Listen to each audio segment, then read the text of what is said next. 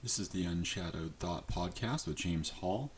This podcast is dedicated to Michelle Goyevich, Ed White, Caitlin Treacle, and I Chan, and also all the others that have lost their life as a direct result of psychiatric harms. Okay, so it's day 21, no, 22. Um, I've been gapping these out, but I'll probably run these together with another one and drop it in a couple days or something. But yeah, so hard day. Hard day. I just woke up. Actually had a good day yesterday. Fairly decent. Started feeling kind of mentally sad, like just down in the middle of the night. Even had a little, just a couple moments of inner akathisia that I've had before, but it was passing. Something about hitting day 20, I'm like halfway to 40, and it feels like it's been so long. Um, it was just really hard. It's been really hard for me today. Hard for me to swallow yesterday. Weather's bad. I just feel like crap. So I just want to get on and say that there's going to be hard days, and you would probably want to make a plan for how to deal with the hard days. Yeah. Um, it's not all easy. Easy. It's not peaches and roses or whatever you want to call it. It gets hard. For a while, I was trucking there, making really good progress. And I think that was to day 21. I was even a bit surprised I made it to day 21, like 3 weeks. That was a big deal. Now that I made it to day 21 and everything's going well, I really want to make it to day 40. So, I got to set the small goals. Right now, just like 30 would be a huge deal. I'm still going day by day, but 40 just feels so far away. So, yeah, so I was dealing with that today. And I was doing positive stuff, but it's just really hard to overcome those feelings. So there's that. And then, had something else of note that I wanted to say. So I notice when I'm being active, when I'm moving around, doing some things, I like to cook meals for my family in the kitchen. Right now, actually, I find it really fun. Some people that saw me doing it, they're like, I could not do that if I was fasting. But actually, I really enjoy being around food, and I've heard that other places as well. But so when I'm being active, I can feel my stomach restricting and kind of like, it gets a little bit uncomfort, and I have to drink a lot more water when I'm being more active. So I want to pass that along to people that are doing it. You have to pay very, very close attention to your hydration. Um, on days where I lay around a lot, I don't have to drink as much water. I'm going to the bathroom. I'm urinating a bit, and everything is like balanced and where I want it to be at. The days where I'm moving around, like I'm drinking almost twice as much water, at least another extra quart of water just for moving around. And here's the important part is that when that's happening, I'm moving around a lot, my stomach kind of tightens up. You can tell it's like seizing down, trying to pull nutrients out. There's nothing there. So that actually works up all the way to my throat.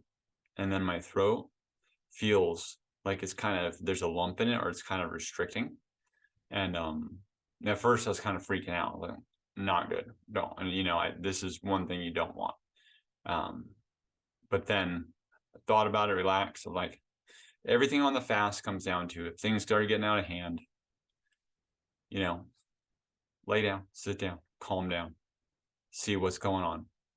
Is this real, or is this, sit for 10 minutes and then say, is this going away now? Okay. It's being too active, right? Like, it's a fast. Your body is a time of rest for your body. Your focus should be resting. If resting is moving around a little bit and doing something you enjoy, great. If it's stretching out, great. Right. But you can actually overdo those things, and those things can become strenuous very easily. So you have to be careful. So when I got the lump in my throat, went and sat down, resolved right away.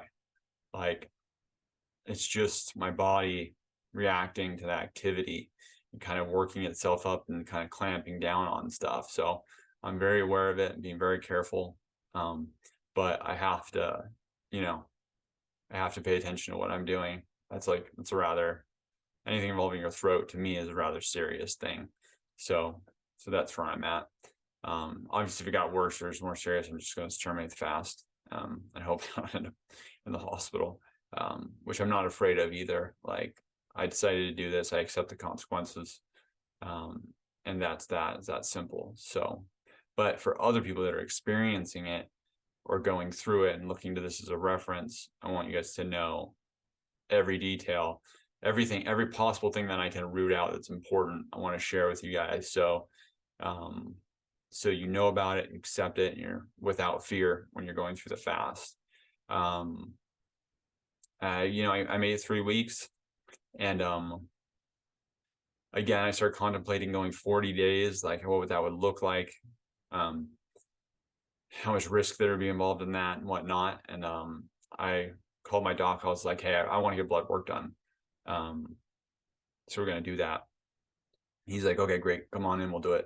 I went in there immediately. I was lucky. Went in there immediately, did stat, got stat, electrolytes, got it the next day results, which was great. I thought I was gonna have to wait a few days at least. Didn't work out that way. So it was fantastic. All worked out.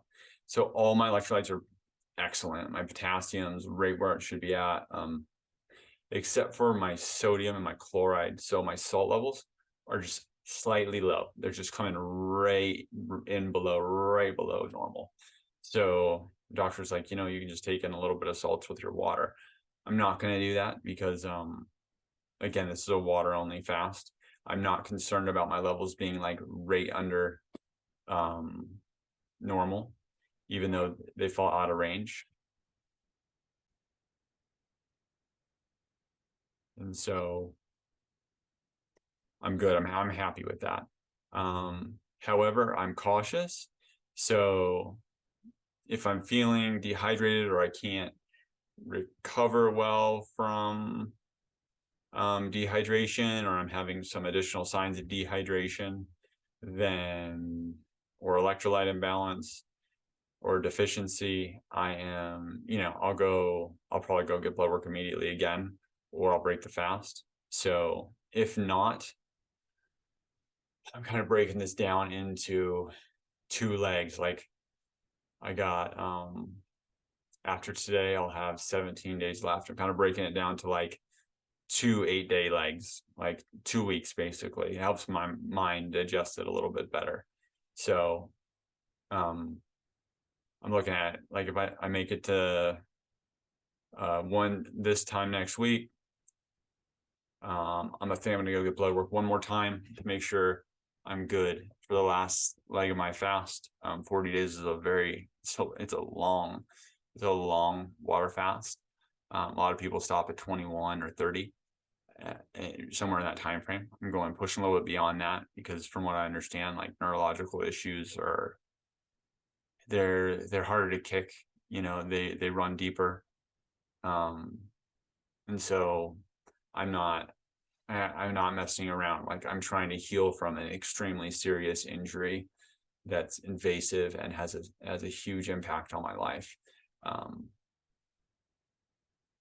I take this extremely seriously. In fact, there's nothing that's more serious for me, because this is pretty much a matter of life and death. So that's a conflict. You know, that adds a conflict to it. But using, you know, wisdom and virtue, like, you can be extremely motivated to do something and not let it cloud your judgment or get in the way, or you don't have to hurt yourself doing things just because you feel like you're desperate. I definitely keep my desperation at bay. I'm still grateful for what I have, even though I consider myself extremely damaged. So that's where I'm at. I thought there's some valuable thoughts I'd lay down today. And yeah, so thanks for listening, and I'll catch up again in at least a couple days. Have a good one. Thanks again.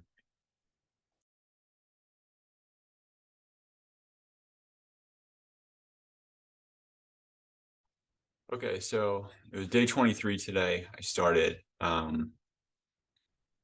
Big day. I didn't feel great right off the bat, but the last 2 days were a little bit rough.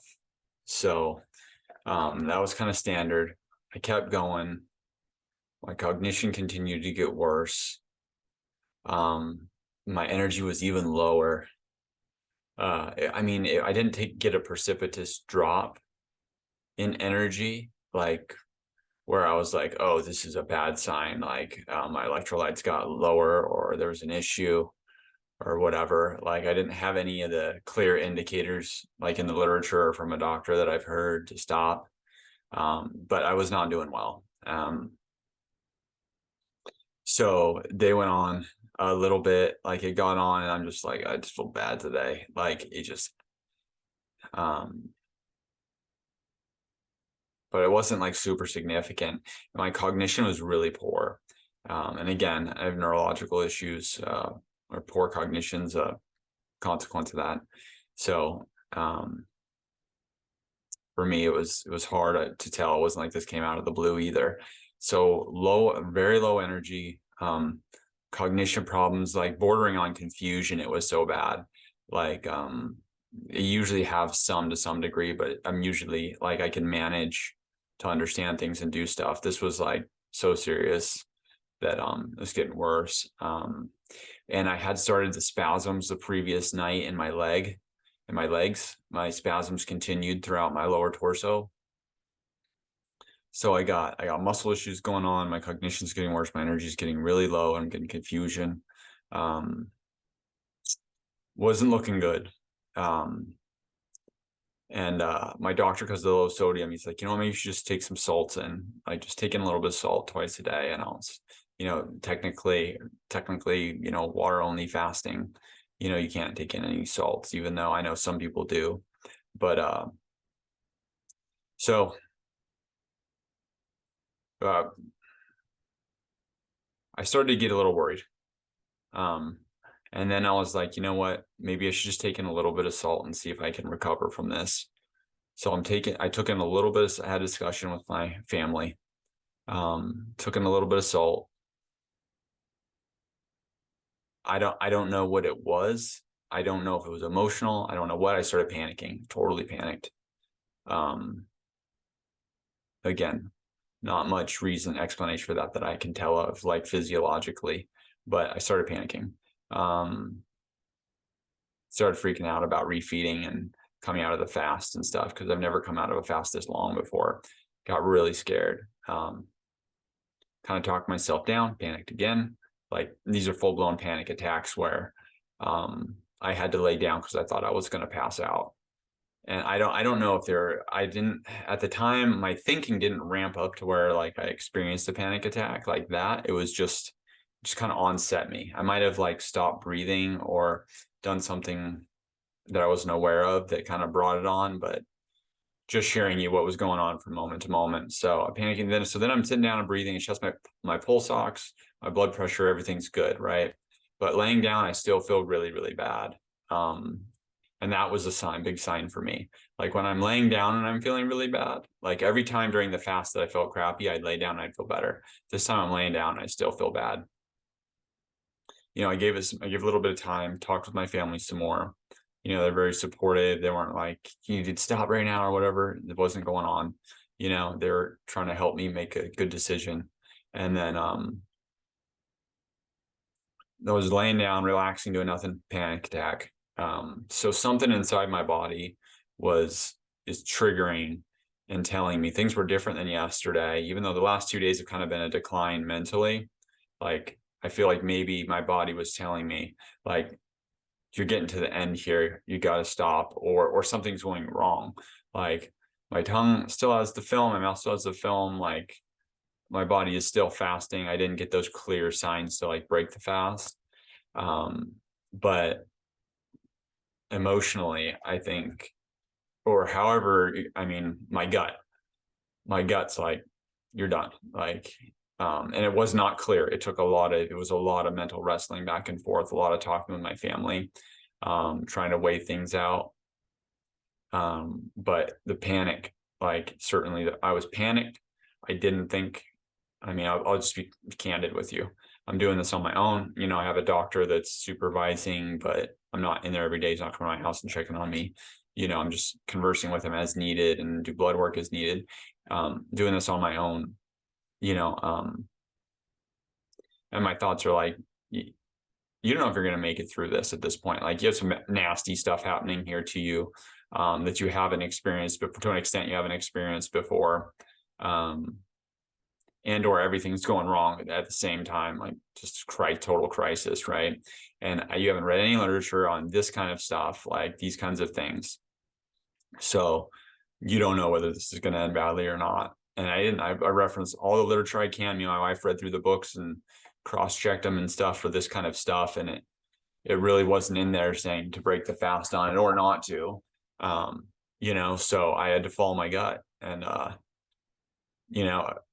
I drank the salt water. I was like, maybe I'll just stick with the salt water, and then a little bit later, I'm like, no, you haven't broken a fast this long before. Why don't you get the experience of breaking the fast and learn from this and get confidence from this and then come back and do it again instead of just trying to push it to a place where you end up in the hospital. Because while I was willing to go to the hospital over this, is how serious it was, I am not going to feel like I am going to go to land in the hospital and just run until I land in the hospital. That is different. I'm not doing that.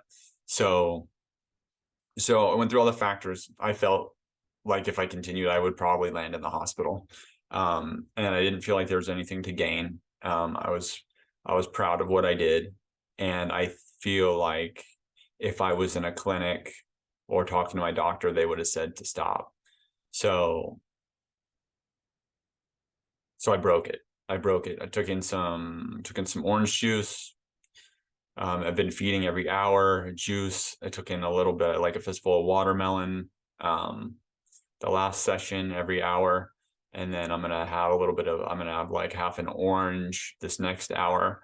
And break it out to 2 hours tomorrow in between kind of feeding. It's going to do juice and fruit. I was thinking about continuing on with like a juice fast, but for me and what I'm experiencing, I don't think that that's going to be particularly beneficial right now. I think I have to get back to baseline. I have to get some strength and some cognition back and clear up and get away from panic and different neurological and kind of severe body signals that are being sent to me. I need to prioritize clearing up from that first. The other thing is my throat still feels like kind of constricted and pressure. So I feel like it's maybe from not eating solid foods. There's some sort of maybe gastrointestinal clamp down in there or something. To me, it's really unpleasant and uncomfortable, which also adds stress. It's slowly been building. So I want to work myself out of that too, however that works out.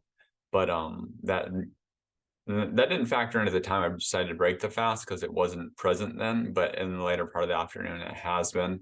So it's part of my decision to eat solid foods instead of like continuing like a juice fast.